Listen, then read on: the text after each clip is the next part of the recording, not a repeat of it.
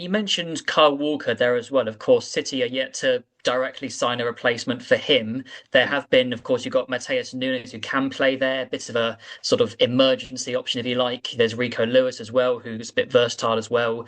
You've also had links with Newcastle's Livramento. The talk of him has been ramping up quite a bit in the past couple of days. Would he be a really good Kyle Walker successor in your eyes? Well, Cole Walker, the beauty of Cole Walker, if you're doing a direct comparison, Cole could defend one on one, and he was nigh on impossible to get past.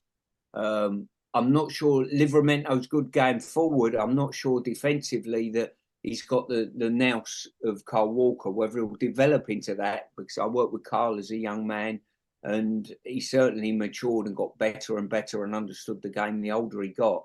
What I would say is all of the players you spoke about are not, for me, out and out top quality defensive right backs that can offer something going forward as well, like Kyle Walker did. So it's very difficult to replace someone like Kyle Walker, I think. Me personally, I think I'd have held on to Kyle for at least another year, you know. Very athletic, still is, even at his age. So, but I think the other side of that is I think Burnley have got a good player, you know, a good recruitment going into there. It surprised me a little bit that he went to Burnley, but listen, you know, it's a brilliant recruitment for them. But I don't see any of them as real top quality right backs to you know, go on and be good enough and strong enough to win the Champions League with. It's interesting because I think Kyle Walker, of course, up until really the start of last season, like you say, he was seen as that unbeatable 1v1 defender. And then he was quite heavily criticised in the first half of last season before then going to AC Milan.